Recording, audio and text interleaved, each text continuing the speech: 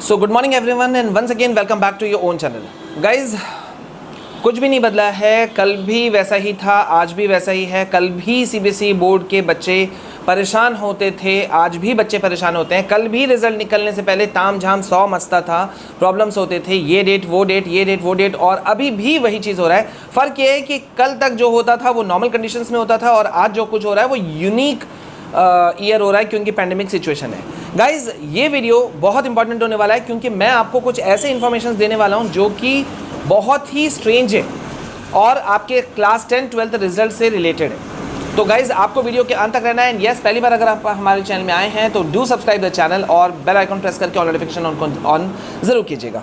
Guys, यहाँ पे मैं बता दूँ कि मामला जो है वो क्लास 10-12 का रिजल्ट का बहुत उलझता हुआ नज़र आ रहा है। मेरी नज़र में, मेरी जानकारी में ऐसा शायद पहली बार हो रहा होगा कि मतलब स्कूल्स को दोबारा बोला गया कि भाई आप जो नंबर कर रहे हो वो आपने गलत नंबर चढ़ाया। Strange, it's really strange. आपको मैं बता दूं कि मैंने आपको बताया था परसों भी कि सीबीएसई एक सर्कुलर जारी करने वाला है स्कूलों के ऊपर में, लेकिन ऐसा सर्कुलर आएगा ये मैंने भी एक्सपेक्ट नहीं किया था कि साफ साफ सीबीएसई ने कई स्कूलों को कह दिया कि भाई आप जो मार्क्स चढ़ा रहे हो वो गलत मार्क्स चढ़ा रहे हो, जो आपने मार्क्स अपलोड किया है पोर्टल पे वो बिल्कुल गलत है।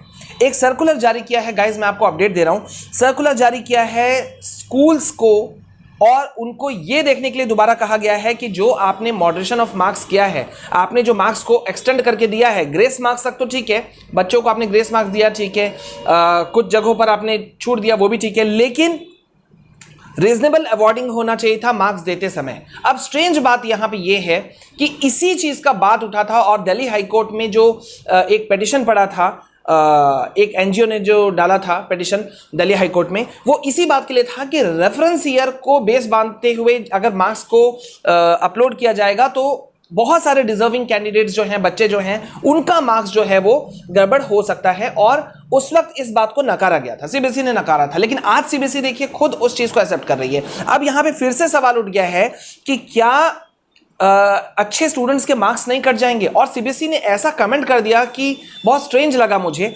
इनका कमेंट है सीबीएसई का कि not all students deserve 96 out of 100। चलो माना कि सारे स्टूडेंट्स 100 आउट ऑफ, मतलब 100 में से 96 डिजर्व नहीं करते हैं, ठीक है, सारे नहीं ला सकते, डिजर्व नहीं करते, नहीं ला नहीं सकते, ठीक है।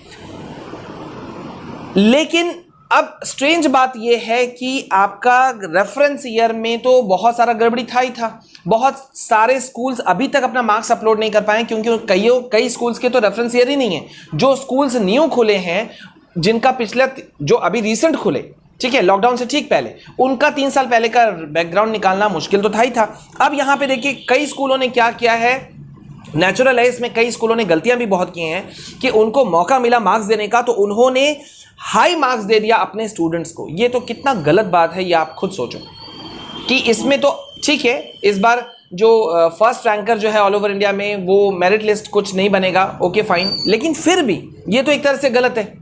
अब यहां पे देखिए कि रिजल्ट डिले जो है वो कंफर्म हो चुका है। मैं आपको कल भी बता चुका हूं, क्लास 10th का रिजल्ट जो कि हम लोग एक्सपेक्ट कर रहे थे, इवन सीबीएसई के ऑफिशियल्स ने भी कहा था कि 15 से बीच में आ जाएगा। कल लेट अपडेट आया, कल मॉर्निंग सुबह अपडेट आया कि किसी भी हालत में इस वीक तक तो, यानी कि 17 तारीख तक तो रिजल्ट आने की संभावना 98%, 95% तक तो बिल्कुल भी नहीं है। 1-2% ही है तो है। कैसे नहीं है? क्योंकि 17 तारीख, देखो 17 तारीख तक तो आप 98 भी, मैं गलत बोल रहा हूं, सॉरी, 100% नहीं है, क्योंकि स्कूल्स को कह दिया गया है कि अपने मार्क्स को सुधारिए 17 जुलाई तक।